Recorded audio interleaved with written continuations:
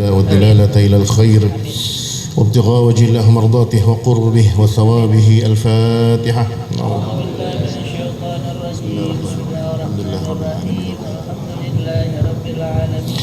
إياك نعبد وإياك نستعين اهدنا الصراط المستقيم صراط الذين أنعمت عليهم.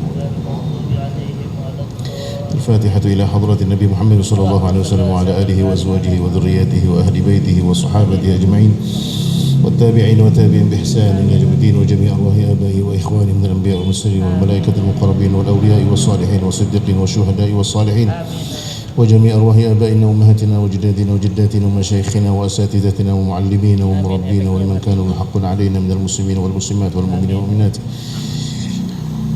وإلى جميع أرواح من كانوا سببا في بناء هذا المجلس وفي بناء هذا المسجد وإلى روح الشيخ محمد ياسين بن محمد الفادي المكي وإلى روح الشيخ عبد الحميد عبد الحليم الداري وإلى روح الشيخ عبد الكريم عبد الحميد وإلى روح الشيخ عبد المحيط عبد الفتاح وإلى روح أبو سيد محمد بن علوي المالك الحسني وإلى روح الشيخ همام بن الدين وإلى روح منوير كابير وإلى روح حاجي محمد الروني من القدس وإلى روح بهي مفيد مسعود الجوكجاكرتا وإلى روح حاجي معلم شفيع هزامي وإلى روح الحبيب محمد بن حسين العيدروس وإلى روح الحبيب عمر بن هدى العطاس وإلى روح الحبيب عمر بن حامد الجيلاني والحبابة فضل بن وإلى روح حبابة خريج الهندوان وإلى روح أبي شريف النومي سيدي سيد أخي محمد تاكر وزيو سيدي فزيو تفاهم مشهور وإلى الله وجل بخارج زيني وإلى روح حبيبة روح من الشهيد شبه الشيخ أخي النور وإلى روح أبي أدي شبه الهنام أن الله يريد درجاته في الجنة وأن الله يتغشاهم بالرحمة والمغفرة وأن يعيد علينا من بركاتهم ونفحاتهم وأسرارهم وعلومهم ونفحاتهم في الدين والدنيا والآخرة. الفاتحة. أعوذ بالله من الشيطان الرجيم. بسم الله الرحمن الرحيم. الحمد لله رب العالمين. إياك نعبد وإياك نستعين.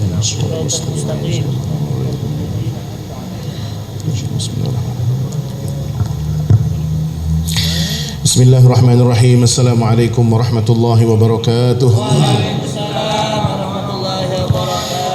الحمد لله والصلاة والسلام على سيد رسول الله محمد ابن عبد الله وعلى آله وصحبه ومن والاه ولا حول ولا قوة إلا بالله. قالوا سبحانك لا علم لنا إلا ما علمتنا إنك أنت العليم الحكيم. قال رب اشرح لي صدري ويسر لي أمري واحلل عقدة من لساني يفقه قولي. اللهم لا سهل إلا ما جعلته سهلا وأنت تجعل الحزن إذا شئت سهلا. أما بعد معاشر al-asatidh wal-asatidah, para jamaah kaum muslimin dan muslimat yang dimuliakan Allah Subhanahu wa taala. Pada kesempatan yang mulia ini, di majlis yang berkah ini, di tempat yang berkah, di waktu yang berkah ini, kita insyaallah akan bersama-sama mengisi waktu yang luar biasa berkahnya. Waktu yang tidak pernah ditinggalkan oleh orang-orang soleh untuk mengisi ma bainal maghribi wal isya. Waktu yang begitu penting antara maghrib dengan isya. Waktu yang dimakruhkan untuk sekedar beristirahat saja dimakruhkan. Dan mudah-mudahan kita termasuk di antara orang-orang yang memanfaatkan waktu yang mulia ini untuk mengisi dengan kebaikan dan dikembalikan dengan keberkahan oleh Allah Subhanahu wa taala. Keberkahan untuk diri kita, keberkahan untuk orang tua kita, keberkahan untuk umur kita. Amin ya rabbal alamin. Jamaah sekalian yang dimuliakan Allah Subhanahu wa taala, hari ini saya akan mengajak kepada jamaah untuk membahas salah satu di antara tulisan yang terbaik yang pernah ditulis oleh guru kita Al-Habib Zain bin Smith hafizahullah ta'ala wa ra'ah wa matta'ana Allah bi tuli hayatihi wa bi ghaziri ulumihi. Mudah-mudahan Allah jaga beliau dan Allah berikan kelapangan ilmunya untuk kita semua. Amin ya rabbal alamin. Ini salah satu di antara oleh-oleh saya ke Madinah beberapa waktu yang lalu, mendapatkan kitab Al-Wasaya ini. Salah satu di antara beliau sampaikan dalam kitab ini adalah terkait dengan salah satu akhlak. Dan kenapa saya bahas dan saya sampaikan di sini? Nampaknya salah satu di antara akhlak yang kita butuhkan di saat-saat seperti ini. Ini apalagi momentumnya besok mau merayakan peringatan Hari Kemerdekaan 17 Agustus. Berarti udah berapa umur Indonesia? 81.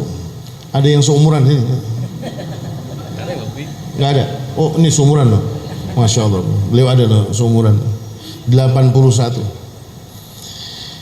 Mungkin sebagian masyarakat Indonesia dan mungkin juga salah satu di antaranya ada di antara kita yang ada di sini yang memiliki sifat pesimis. Kan kayaknya rada-rada susah gitu. Mau ngerasa pengen bangkit gitu kayaknya susah gitu.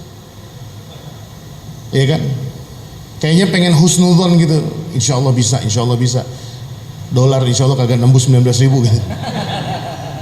Kan husnudzon gitu ya. Kemarin tuh udah gede-gedein hati gitu. Husnudzon insya Allah kalau gaji guru kita berkah. Ternyata motong bawang 17.000. Iya. Sekilo. Ini kan mungkin tidak ada maksud apa-apa, tapi bagi sebagian kita yang mungkin keimanannya ini nggak membaja, akibatnya nanti akan mudah lemah. Dan yang perlu kita ingat, ini salah satu di antara adab yang beliau tulis dalam kitab Al-Wasaya ini yang Al-Fagir cukup menarik adalah babnya tentang husnudzon. Dan husnudzon ini beliau uniknya tidak membahas tentang adab husnudzon kepada manusia saja, tidak. Tetapi di antara akhlak-akhlak termulia yang harus dimiliki oleh kita di zaman ini adalah husnudzon kepada Allah Subhanahu wa taala. Karena Al-Fagir pernah sering menemukan berkunjung ke beberapa negara yang konon katanya negara-negara maju. Negara-negara maju tergabung dengan istilah negara-negara besar. Ya, meskipun Indonesia masuk ke G20, tapi kan ada negara yang maju. Kalau G20 kan negara berkembang. G20 ini negara-negara yang infrastrukturnya itu udah bukan PR lagi. Tetapi itu tidak terbukti. Negara maju, teknologi maju, infrastrukturnya hebat, ekonominya mapan, kemudian menjanjikan kehidupan yang tenang, itu enggak juga. Saya ambil contoh waktu saya berkunjung ke Inggris tahun 2019. Safari dakwah ke Inggris 2019. Saya diajak salah satu di antara kota yang saya diminta untuk mengisi pengajian di situ adalah di kota namanya kota Bristol. Pernah dengar kota Bristol? Nyebrang dikit Mampang, Tegal Parang. Nah, Buncit 5 terus Tegal Parang, Haji Jalan Samalin. Ini Bristol ini ternyata kota hebat. Ada satu mobil namanya Rolls Royce. Ini kayaknya beliau punya nih kayaknya. Punya berapa antum di rumah? Fotonya 5. Rolls Royce ini yang punya di Indonesia salah satu di antaranya Raffi Ahmad tuh. Kalau kita kan mobil kita ngebukanya begini ya. Atau enggak yang pakai sliding. Kalau ini enggak, bukanya kayak yang satu ke sono, yang satu ke sono gitu. Itu pun bisa nutup sendiri gitu. Mobil Rolls Royce yang mesinnya itu diambil dari mesin pesawat. Itu kalau dipakai di jalan Bangkaraya paling nabrak baja udah puyeng. Mobil Rolls Royce itu mesinnya dari mesin pesawat. Airbus itu di kota yang sama pabriknya. Jadi kota Bristol itu adalah kota industri. Di situ ada pabrik Airbus, ada pabrikannya Rolls Royce. Tetapi yang unik di negeri itu, di kota Bristol itu, ketika Al-Fagir datang ke sana, kebetulan didampingi oleh seorang warga Indonesia namanya Pak Mumu, Pak Haji Mumu, orang Garut, pegawainya Airbus. Hebat kan orang Indonesia kerja di Airbus. Tapi saya tanya, bagian apa Pak? Bagian murnya doang, saya ngerjain mur doang. Tapi murnya juga mur yang udah harus terjamin. Nah, ketika selesai ngisi pengajian di bulan puasa tuh diajak jalan-jalan. Itu kota tenang Pak. Jangankan knalpot ngebrong ya, jangankan knalpot ngebrong gitu ya, vario lewat gitu, ereking gitu nggak ada. Klakson aja nggak ada bunyi itu. Klakson kayak tadi itu nggak ada tuh. Kota tenangnya luar biasa. Setengah hari Al-Fagir keliling kota Bristol, itu sering diajak foto di icon apa icon itu ya? Markland apa Markland ya? Pokoknya tempat yang cakep buat foto dah gitu ya. Dan kota itu terkenal dengan kota 1000 jembatan. Wah, jembatannya banyak banget, cakep-cakep. Pas foto di situ, saya dengan almarhumah istri saya itu selalu membaca surat pengumuman papan peringatan, dan hampir semua jembatan yang saya datang itu peringatannya sama, seruannya sama. Apa? Wahai saudaraku. Ini saya baca pakai bahasa Inggris atau bahasa Indonesia aja nih? Hah? Indonesia aja? Nggak ada running text terjemah nggak di sini? Apa? Wahai saudaraku, kalau anda sudah menemukan titik putus asa dalam kehidupan anda dan anda berniat untuk melemparkan diri anda dari atas jembatan ini, tolong dihentikan sejenak. Hubungi kami di yayasan A, B, C. Kami akan membantu untuk merecovery mental anda, menyelesaikan. Saya pertama kali baca biasa, tapi di tempat yang kedua sama, semua di jembatan itu semua itu. Saya tanya ke Pak Mumu, ini kenapa? Wah Ustadz, ini satu fakta yang belum saya ceritakan ke Ustadz nih. Apa? Bristol itu salah satu di antara kota yang paling tinggi angka bunuh dirinya. Padahal kota paling tenang, Pak. Kalau Bapak Ibu pernah ngelihat di TV itu ada hamparan rumput hijau nih. Terus sapi yang belang merah putih, hitam putih itu, sapi FH dilepas nggak pakai nggak pakai keluh, itu ada di Inggris. Kita kan lihat cuma TV doang ya. Atau enggak kalau kita pergi ke Palu, ke Donggala, mungkin itu sapi-sapi Donggala tuh. Tapi ini di sana tuh sapinya gede-gede, gemuk-gemuk, dilepas bebas. Dan itu hamparan segitu indahnya, tapi masyarakatnya nggak sehat secara mental. Artinya apa? Karena faktor infrastruktur itu tidak menjamin kita menjadi makhluk hebat, menjadi masyarakat yang hebat. Cuma diberikan infrastruktur yang keren. Coba ada angka-angka kematian yang terjadi di Jalan Antasari itu. BMW pintu 2 nabrak ojol jam 3 subuh mati. Ternyata pengemudi BMW habis mabok. Kan begitu tuh. Kenapa? Karena semakin banyak orang yang frustasi, permasalahan yang dia hadapi sama, tapi cantolannya beda. Karena ibtila, ujian yang Allah turunkan kepada hamba itu nggak pilih-pilih. Orang yang malamnya tahajud, subuhnya motornya hilang, juga sama orang yang malamnya ngorok, bangun sholat subuh jam 7, boro-boro sholat subuh nggak sholat subuh juga tuh, motornya hilang juga. Apa kemudian Allah tidak adil? Tidak, karena ibtila, ujian itu sama.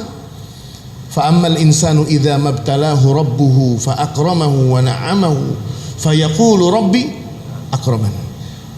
Ayat ini kan nyindir nih, jangan sampai ketika kita lempengan lagi ibadahnya bener, duit banyak, karir naik, wah Allah lagi muliain saya nih. Kan kata Allah begitu.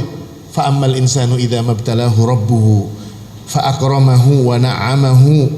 Dikasih nikmat, dikasih kemuliaan, karirnya naik, jabatan tinggi, duitnya loncer, gacor. Tapi dibilang apa? Fayaqulu rabbi akraman. Ini nggak sia-sia nih tahajud 20 tahun saya. Fayaqulu rabbi akraman, padahal nggak begitu konsepnya. Wa amma idza mabtalahu faqadara alaihi rizqahu fayaqulu rabbi, giliran duit lagi sempit, padahal ibadah udah dicoba-coba, katanya kayaknya Allah nggak demen sama saya. Padahal nggak begitu. Karena ibtila itu sama. Yang sakit hari ini itu juga orang yang ahli zikir. Yang sakit hari ini juga orang yang ahli maksiat, sama.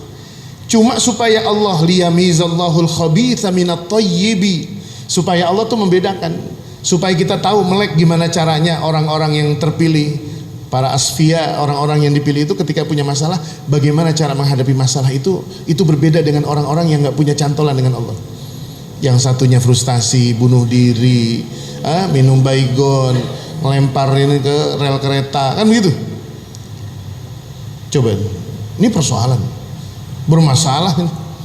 Makanya salah satu di antara yang beliau sampaikan di dalam kitab ini, qala hafizahullahu taala wa nafa'ana bihi wa bi ulumihi fid dharain amin. Kita baca sedikit nih supaya mendapatkan berkah ilmunya beliau. Wa usikum, ini beliau katakan begitu, dan saya berwasiat kepada kalian bi husni dhanni billahi rabbil alamin. Akhlak yang paling tinggi di antara akhlak seorang hamba kepada Allah adalah husnudzan kepada Allah. Dan kalimat husn, indah, baik, bagus. Azzan itu prasangka. Kenapa kita harus berprasangka baik dengan Allah? Karena dulu akhlaknya orang-orang jahiliyah itu kalau berprasangka sama Allah itu buruk-buruk. Wa tadhunnuna billahi dhannal jahiliyah yadhunnuna billahi dhannas sau alaihim dairatus sau. Itu Allah itu dah. Orang-orang munafikin, orang-orang musyrikin itu kalau sama Allah pasti suudzonnya luar biasa. Dulu nantang, minta dikirimin contoh. Kalau emang agama ini benar, coba kirimin dong contoh Rasul. Dikirimin lah. Laqad ja'akum rasulun min anfusikum azizun alaihi ma anittum. Min anfusikum kan itu ya. Laqad ja'akum rasulun min anfusikum. Jumhur ahli tafsir mengatakan min anfusikum. Kalaulah itu tidak diambil pendapat yang mengatakan min naslil Arab, bukan dari darah Arab, setidaknya itu min naslil bashar, dari golongan manusia. Tapi apa yang dikatakan oleh orang musyrik? Ketika yang datang itu adalah seorang Muhammad SAW, apa kata orang musyrik Mekah waktu itu? Kenapa sih nggak diutus malaikat aja? Ngeles, udah kayak bajai pasar blok A. Ngeles nih. Udah diutus Nabi Muhammad, padahal Nabi Muhammad itu dari sejak kecil, bukan dari muda, dari kecil, nggak punya cacat, nggak punya catatan, nggak punya masalah. Ini ibarat kita nih, orang sini kalau bikin SKCK itu yang datang RT sama RW ke rumah, kalau perlu kelurahan bikin SK. Nabi Muhammad tuh saking bersihnya tidak punya catatan sosial. Ketika peristiwa pengangkatan Hajar Aswad yang akan dikembalikan ke tempatnya semula, itu kan para kibar Quraisy bertanya-tanya kan, ini siapa nih yang kira-kira layak untuk, karena masing-masing mereka itu punya catatan, punya, kalau bahasa kita tahu kartu as. Lu kan pernah ngebunuh dulu lah, kalau lu main perempuan, lalu duit orang disikat, itu saking nggak percaya. Akhirnya ayo dah, besok kita tungguin siapapun yang keluar dari pintu arah situ, itu orangnya. Allah atur tuh skenario-nya, yang keluar Muhammad, hari kedua yang keluar Muhammad, hari ketiga yang keluar Muhammad SAW. Dan mereka mengatakan dengan julukannya As-Sadiqul Wa'dil. Ini para ahli tafsir, para ahli sirah mengatakan As-Sadiqul Wa'dil Amin ini bukan gelar setelah Nabi jadi Muhammad, jadi Nabi belum. Gelar As-Sadiq Al-Wa'dil Amin, As-Sadiqul Wa'dil Amin itu dari masih muda udah punya gelar As-Sadiqul Wa'dil Amin. Nabi kita SAW. Itu gelar As-Sadiqul Wa'dil Amin itu bukan udah jadi Nabi, sebelum jadi Nabi. Bahkan ketika beliau berhijrah ke Madinah, barang titipan, gadaian yang dimiliki atau dipegang oleh Muhammad SAW itu sebagiannya besar oleh pemiliknya orang-orang Yahudi. Karena di Mekah beliau mengatakan nggak ada orang yang paling amanah melebihi amanahnya Muhammad SAW. Dan jauh setelah itu, seorang Abu Jahal ketika mau berperang di perang Badar nih, jauh sebelum kaum musyrikin turun untuk mubarazah itu duel. Ini Abu Jahal udah di atas kudanya nih.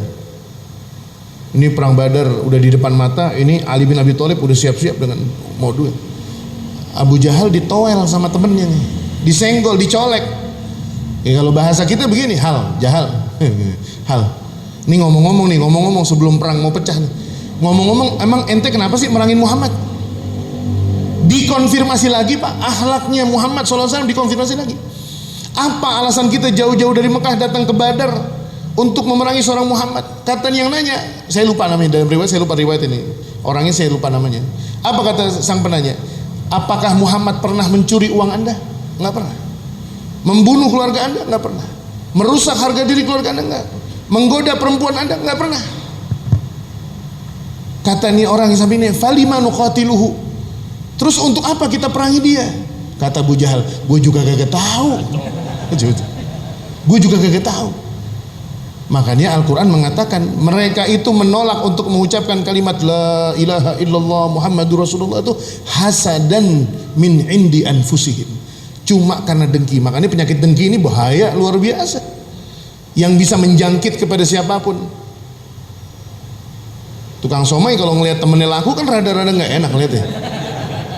Diliatin dari jauh, udah turun tuh batagor, udah segini doang tuh. Coba deh.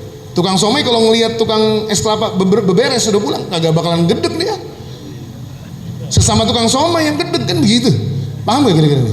Ya kan begitu. Tukang somai ya musuhnya tukang somai. Begitu juga Muhammad SAW ketika cuma diminta qul la ilaha illallah ketika berdakwah di atas bukit Safa kan. Ya ma'syara Quraisy, ya ma'syara Abdul Muttalib, ya ma'syara Abdi Manaf, qulu la ilaha illallah tuflihu. Kalian cuma ngucapin kalimat la ilaha illallah, kalian akan bahagia seumur hidup. Tapi kata Abu Jahal, oh enggak. Ente pengen berkuasa di Mekah nih.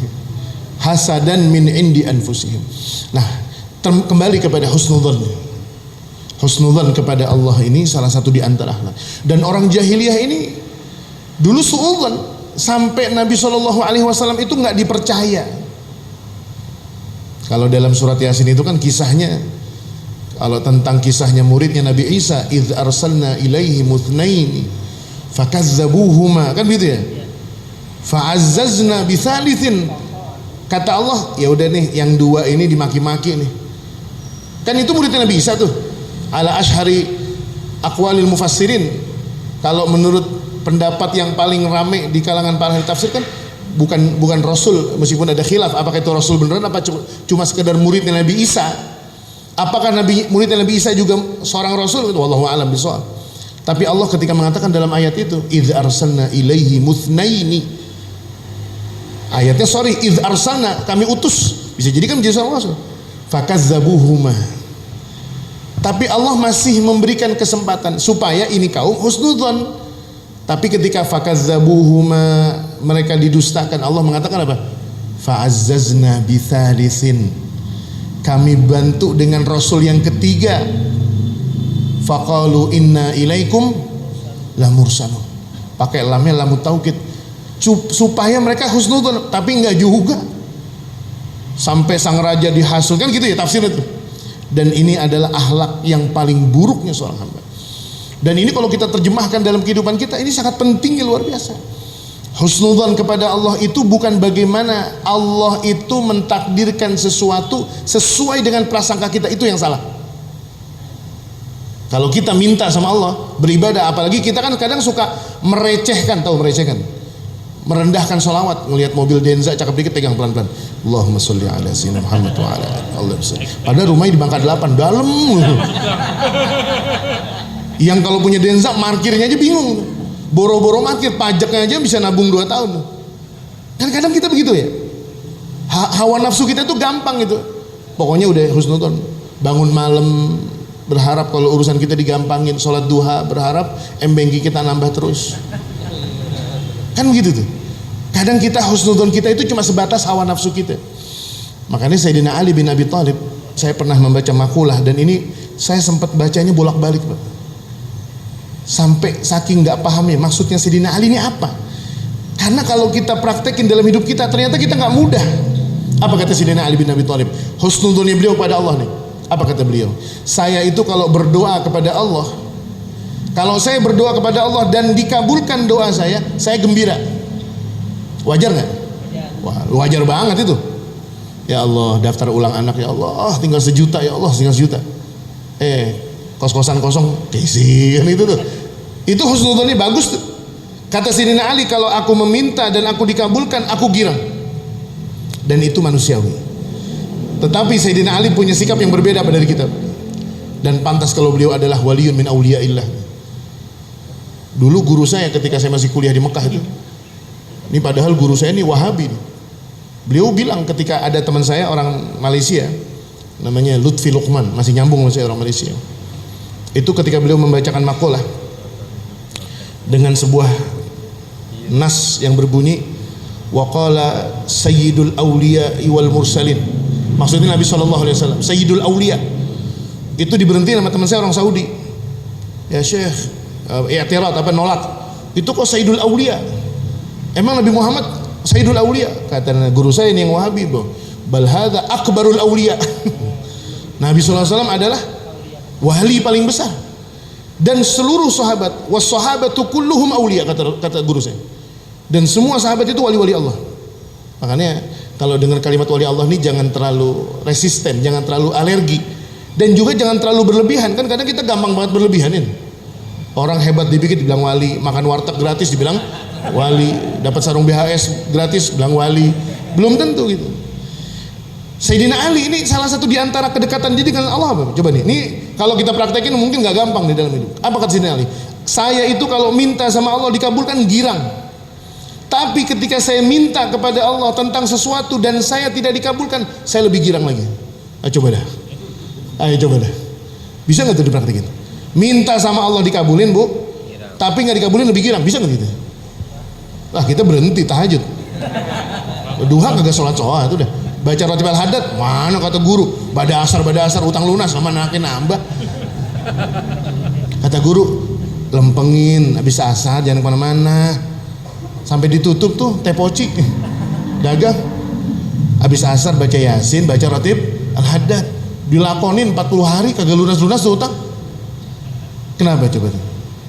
Karena kadang kita itu suka nguji coba sama Allah. Coba kali aja dibantu, coba tuh kalau mau Suladam itu sama Allah. Kali aja deh, kali aja ini mah ada tromol lewat ceban nih, masukin ceban kali aja balik cepet.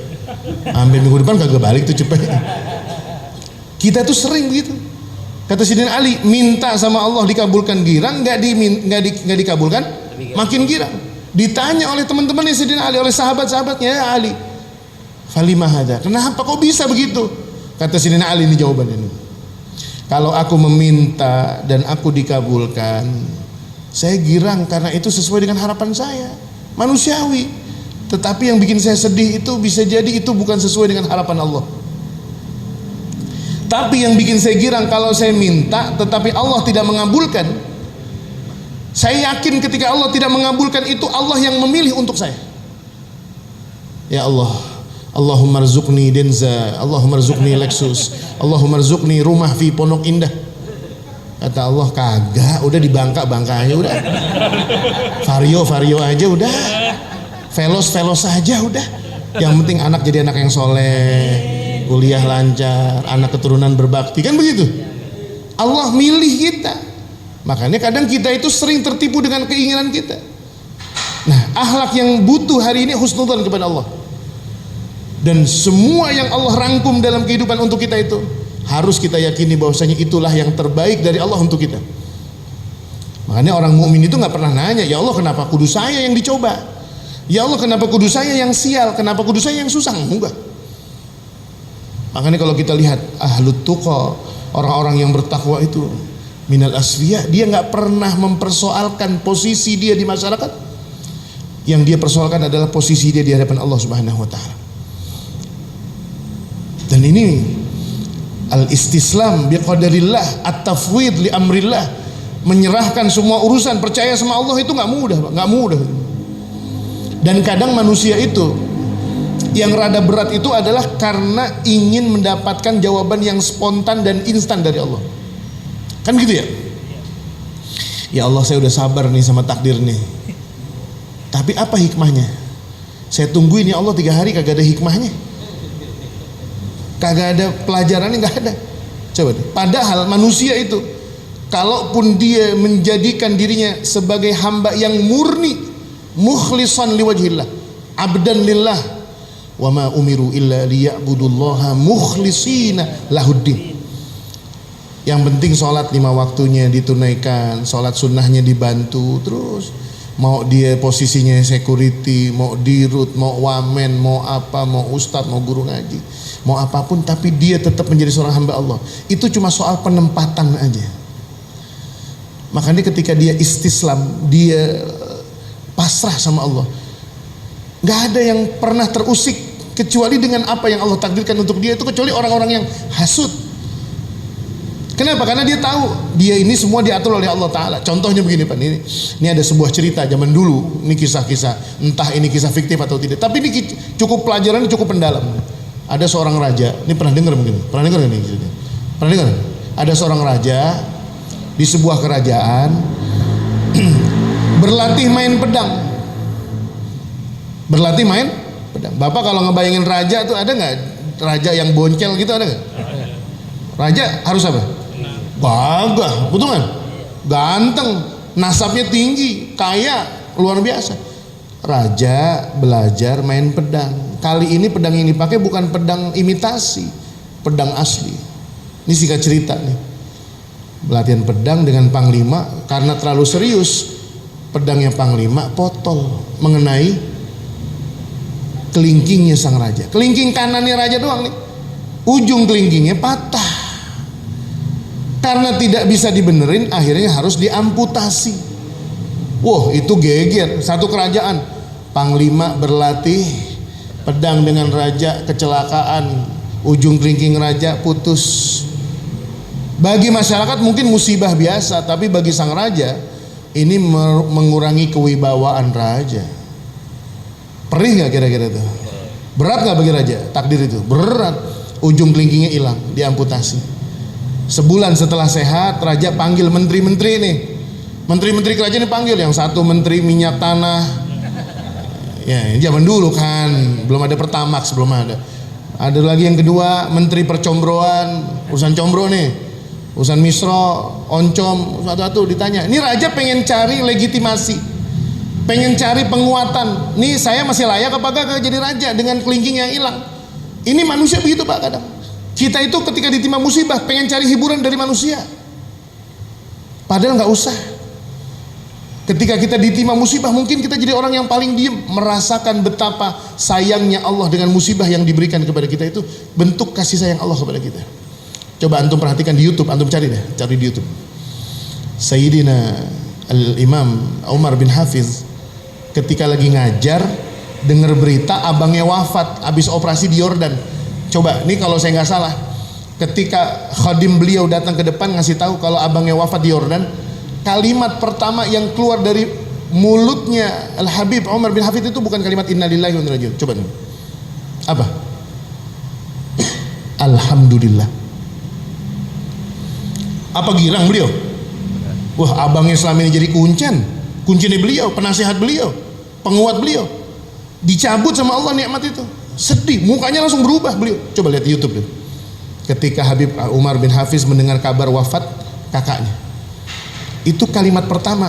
Dan ternyata kalimat hamdalah ketika diucapkan di saat menerima musibah, itu diantara kalimat-kalimat yang disukai oleh para aulia, ketimbang didahului dengan kalimat inna lillahi wa inna.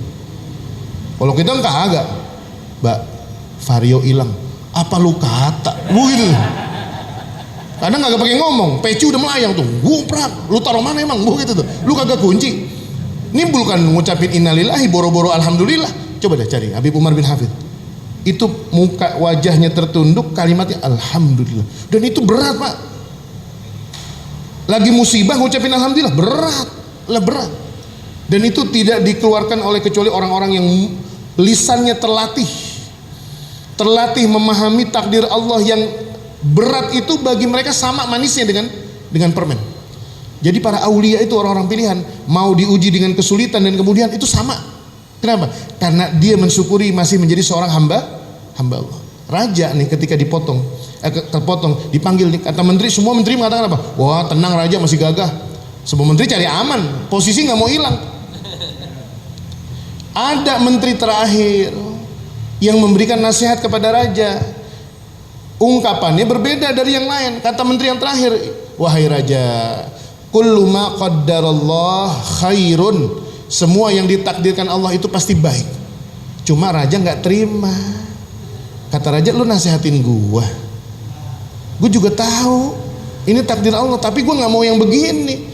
Gua maunya kelingking yang utuh. Gua nggak mau kehilangan orang, gua nggak mau kehilangan duit, nggak mau rugi bisnis saya nggak mau ditinggal orang tua saya nggak mau kecelakaan, saya nggak mau diamputasi, saya nggak mau sakit gula, saya nggak mau sakit ini, kan gitu.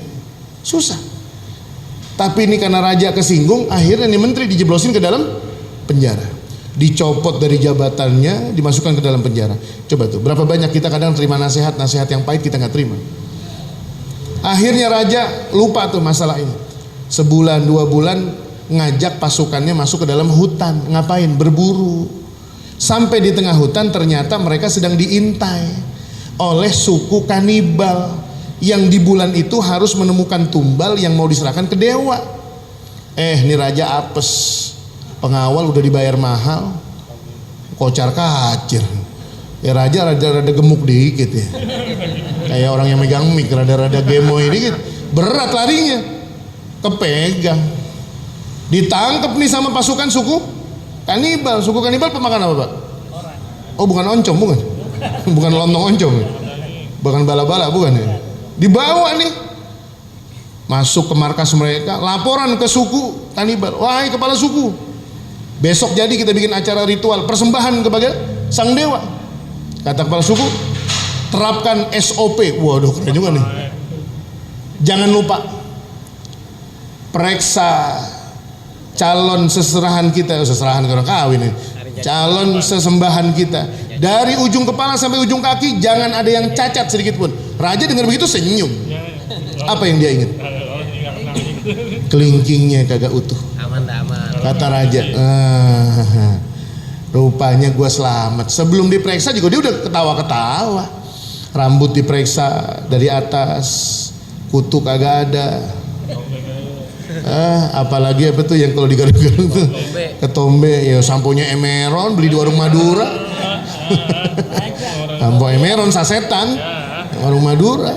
Lu licin rambutnya, wajah lu, kuping kagak ada congenya, turun ke bawah, rapi, wangi, ketek juga kagak bau. Raja sampai lempengan kelingking berhenti, dibolak-balik. Ini kelingking bisa masuk apa gimana nih? Dipegang kagak ada kukunya, habis ujungnya dong, selesai. Quality check berhenti di situ.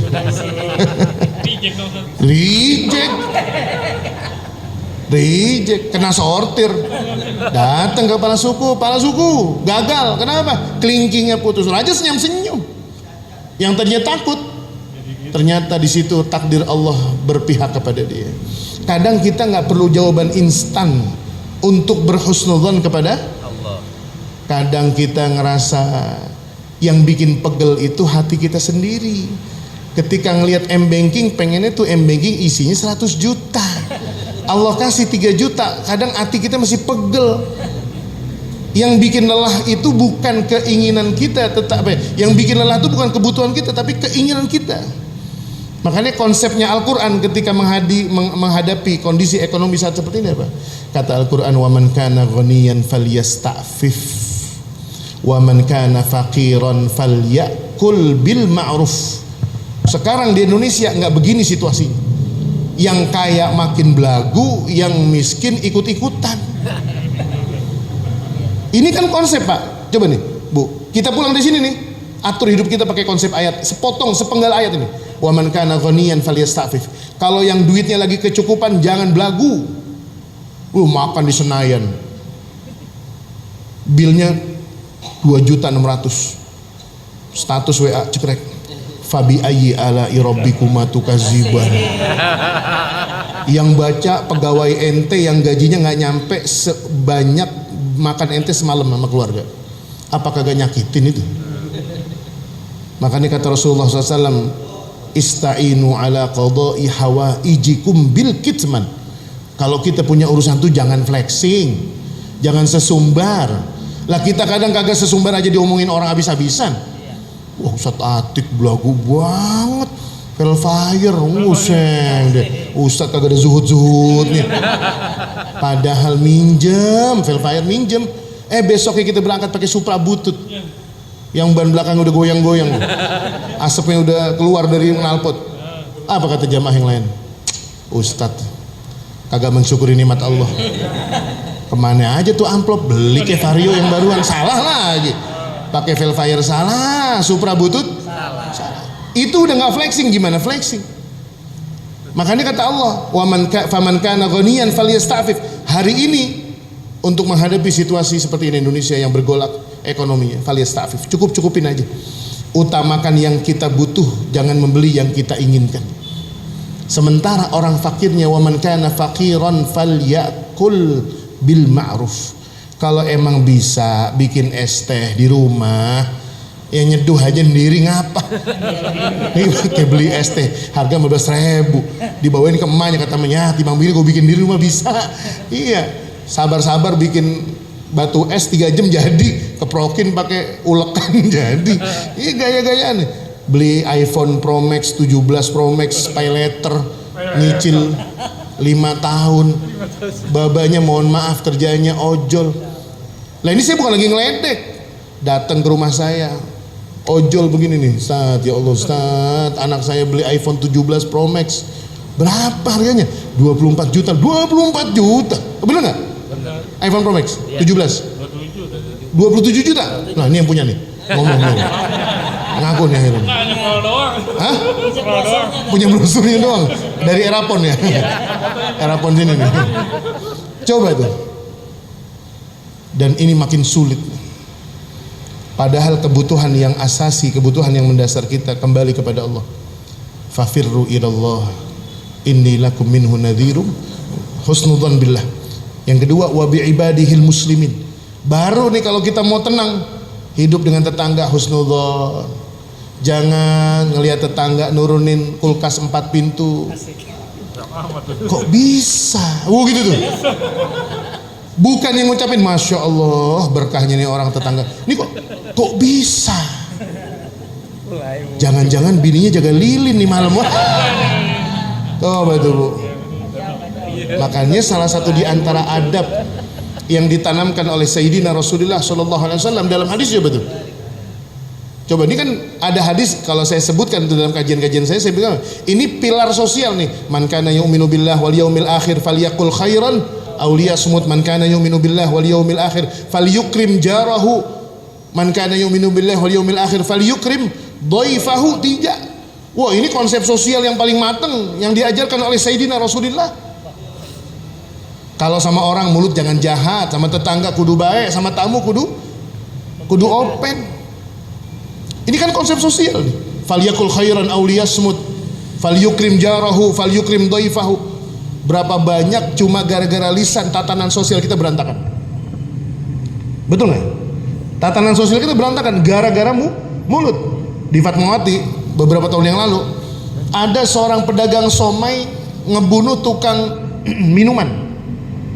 Cuma gara-gara bercanda mulu. Bercanda kagak nerima nih. Kesinggung. Puncak emosi itu pisau yang buat nyesek buat motongin somai. Cuk selesai. Mati. Selesai. Belum. Jenazahnya dipotong-potong, dimutilasi, dibuang dikasih pesanggerahan. Fayuwariya sawata akhih fa asbaha minan nadimin. Gara-gara cuma mulut doang. Berapa banyak suami bercerai dari istrinya, istri gugat cerai dari suaminya gara-gara lisan. Berantem sama ipar, berantem sama mertua, berantem sama menantu gara-gara lisan. Ipar datang ke rumah empok, iparnya datang ngomentarin, "Pok, perasaan hordeng lu udah 4 tahun kagak ganti-ganti." Usil. Lah emang lagi susah. Lah iya. Sekarang kan dunia lagi susah-susahnya nih. Untuk mencari selembar uang berwarna merah dengan cara yang halal, susah. Lagi susah saya nyari duit. Ada orang punya emas batangan dalam koper, banyak banget lagi. Coba dibagiin atu dibagiin ibu-ibu nih. Emas batangan, lah kagak ada yang ngaji gitu. Nyari tanah semua dijonggol. Coba tuh. Ini kan ujian kita nih. Bagaimana kita berhusnudzon? Man kana yu'minu billah wal yaumil akhir falyaqul khairan aw liyasmut, falyukrim jarahu, falyukrim. Ini tatanan sosial. Kalau kita tidak berakhlak dengan akhlaknya Muhammad sallallahu alaihi wasallam. Saya beberapa waktu yang lalu ada preman pasar di tempat saya. Saya mau berangkat ngajar pagi-pagi jam 7. Mulut masih bau miras, mata merah. Ji, tolongin gua ngapa? Ini saya udah mau nutup mobil nih. Tolongin gua ngapa? Kenapa bang? Saya udah pikir macam-macam nih. Ya minjem duit nih. Ya emang udah wayahnya daftar sekolah, mau daftar ulang. Ngapa bang? Butuh apa emang? Capek gue hidup begini katanya. Gue capek hidup begini. Gimana caranya gue pengen balik sama Allah tuh? Bapak mau ngapain? Kalau ditanya itu jawabnya apa? Kalau dia nanya begitu jawabnya apa? Gampang. Kembali kepada Allah. Pulang bang, mandi besar. Mulai hari ini jangan tinggalkan sholat 5 waktu, selesai itu. Itu pintu hidayah. Fafirru ilallah inni lakum minhu nadhirum mubin. Seberat apapun kondisi kehidupan kita dalam menjalani hari-hari ini, Jangan pernah lari dari Allah Subhanahu wa taala. Allah mengatakan fafirru ilallah. Larilah kalian kepada Allah. Apa masalahnya coba? Semua kita ini hamba Allah. Allah yang nyiptain kita, Allah yang mengatur masalah kita, Allah yang memberikan jalan keluar bagi kita. Segamblang itu Sayyidina Ibrahim alaihissalam mengatakan huwallazi yut'imuni wa yasqin. Allah yang ngasih saya makan dan minum. Wa idza maridtu fahuwa yashfin. Kalau saya dikasih sakit Allah juga nyembuhin. Apa coba? Hamba ini nggak bisa ngapa-ngapain. Makanya saya tutup dengan sebuah analogi atau logika yang disampaikan oleh ahli suluk. Kita itu abdun mamluk, hamba yang dimiliki Allah. Kalau kita sudah dimiliki oleh Allah, apa yang harus kita lakukan? Nggak ada, pasrah aja Pak. Ini saya umpamakan dengan termos. Ibu-ibu punya termos nggak di rumah Bu? Termos ada kan? Udah sebutut-bututnya termos ibu pasti punya. Bapak-bapak juga tahu semua punya termos. Tapi saya tanya nih, kalau orang punya termos, mestinya diisi buat apa Bu? Air panas. Oke. Sekarang begini. Saya Abdul Atiq Syarifuddin punya termos. Saya beli termos di Pasar Baru. Harganya mahal, 300.000. Bagus, 600 ml. Tapi saya beli es campur, saya taruh di termos, boleh nggak? Hah? Boleh nggak? Kenapa? Dia punya ustaz. Orang Betawi kalau ditanya nih, Bang, beli es campur Bang, taruh di termos. Yang jual es campur orang Garut, Asgar. Pak Haji, mohon maaf nih ya, kagak salah. Es campur saya taruh sini. Yang beli orang Betawi, orang Bangka, sengkenya minta ampun. Apa kata orang Betawi? Apa urusan lu? Termos gua. Beli pakai uang gua. Yang minum pala lu, kalau lu jual gua beli. Wah. Segitunya Pak. Udah diisi es campur, dibawa pulang, ditaruh di depan pagar rumah. Kata tetangga, Ustaz, termos baru, jangan taruh di situ Ustaz. Termos naruhnya di dapur. Wah nih, udah tadi orang Garut nyolek, ini tetangga nyolek lagi. Lu dengerin nih. Wah, ini termos punya siapa? Punya Ustaz. Yang beli siapa? Ustaz. Duitnya siapa? Duit Ustaz. Urusan lu apa? Wah tuh. Segitunya Bu. Kalau kata ahli suluk, kita itu abdun mamluk, sesuatu yang dimiliki oleh Allah yang ngatur, Allah yang nempatin. Jadi kalau kita bertanya-tanya, kok kita satu nasab, kok kita satu rahim, abang saya udah nikah duluan, anaknya belum dapat, adik saya yang belakangan udah dapat anak duluan, yang satu udah lulus kuliah dari kapan tahu belum dapat kerjaan, ini belum lulus kuliah udah dapat kerjaan. Itu bukan urusan kita, itu urusan Allah Subhanahu wa taala. Makanya salah satu di antara doa yang terindah ketika seorang hamba, kata Ibnu Mas'ud, datang kepada Allah beristikharah, Allahumma inni astakhiruka bi'ilmik. Betul itu? Wa astaqdiruka biqudratik.